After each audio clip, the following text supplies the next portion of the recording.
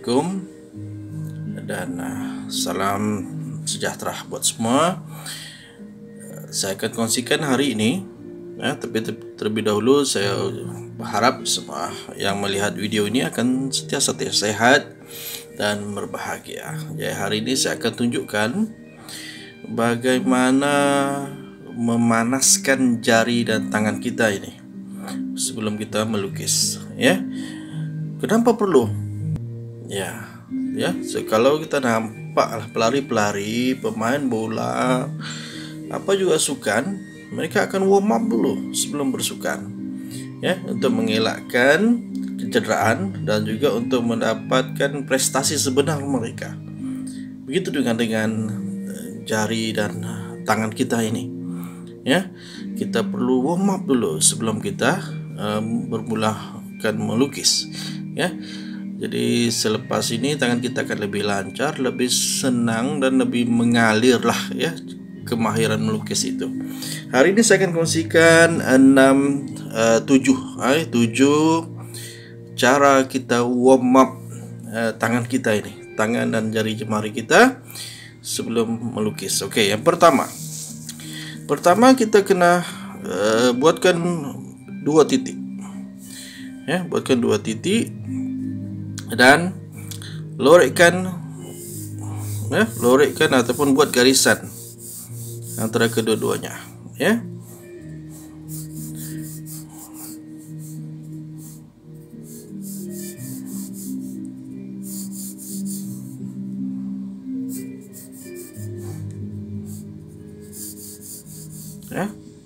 secara bebas. Ini untuk memastikan mata dan tangan kita segera dapat membuat synchronize, dapat melihat dengan tepat, menghasilkan dengan tepat, Boleh kita menghasilkan buat titik-titik itu kita sambungkan sahaja. Ini yang pertama. Buatlah berulang-ulang kali. Dulu ketika saya belajar dulu, guru saya cakap, kalau mau pandai melukis, lukis satu subjek itu hingga 20 kali. Kalau 20 kali tak pandai melukis, then you stop. Berhenti dan sambung lagi 20 kali. Jadi kalau kita ingin mendapatkan kemahiran yang baik dalam seni lukis, kita kena membuatnya berulang kali, sehingga 20 kali. Contohnya Anda melukis bawang dan bawang merah contohnya, cobalah lukis sebanyak 20 kali. Lihat di mana Anda berakhir nanti. Oke, yang pertama tadi kita buatkan garisan, buatkan 2 titik dan gariskan. Itu yang pertama. Yang kedua pula, kita untuk warm up jari jemari dan juga tangan kita akan buat bulatan. Bulatan. Dalam menghasilkan bulatan ini, sebaik-baiknya Anda angkat tangan Anda, angkat, bulatkan.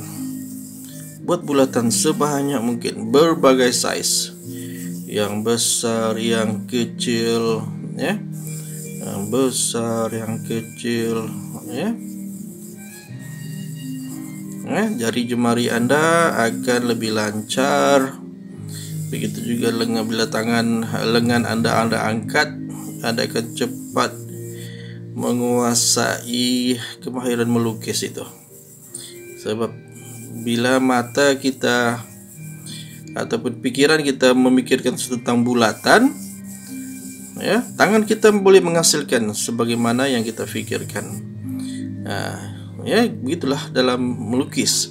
Kita memikirkan tentang pokok atau kita memandang sebatang pokok, tapi bila kita melukis dia tak menjadi, sebab tangan kita tidak synchronize antara mata, otak ataupun fikiran kita dan juga kemahiran tangan kita. Jadi gantungkan tangan Anda, jangan sandarkan, dan hasilkan sebanyak mungkin bulatan. Hasilkan sebanyak mungkin bulatan. Ambillah mana-mana kertas, surat kabar ke apa-apa kertas yang terbuang. Sebelum dibuang, conteng dulu, untuk melembutkan tangan Anda.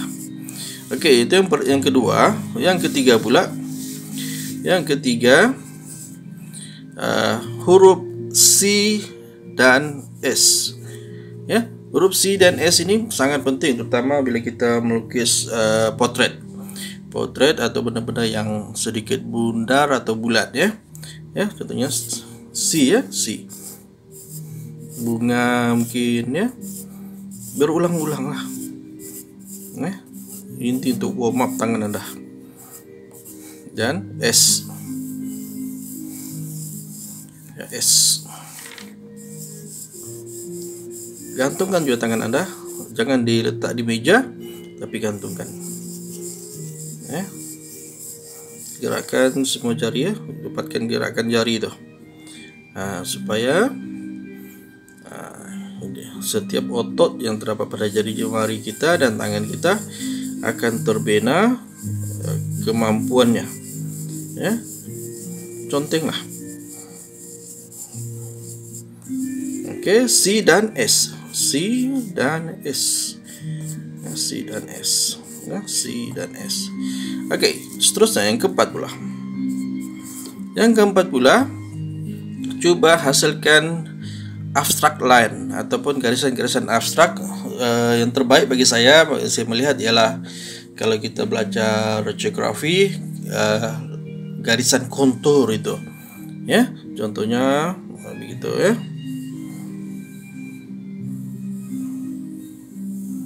Garisan kontur itu.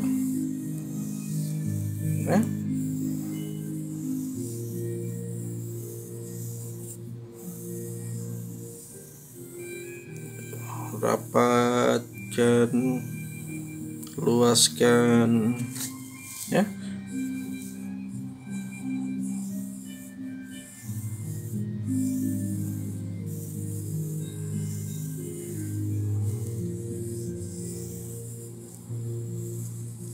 Boleh ya? Oke, itu yang keempat. Yang kelima, kita akan buat 3D shape ya. Bentuk 3 dimensi ya, 3D shape ya. Contohnya kita akan buat segi 4 ya, daripada latihan pertama tadi. Oke, latihan pertama tadi. Oke.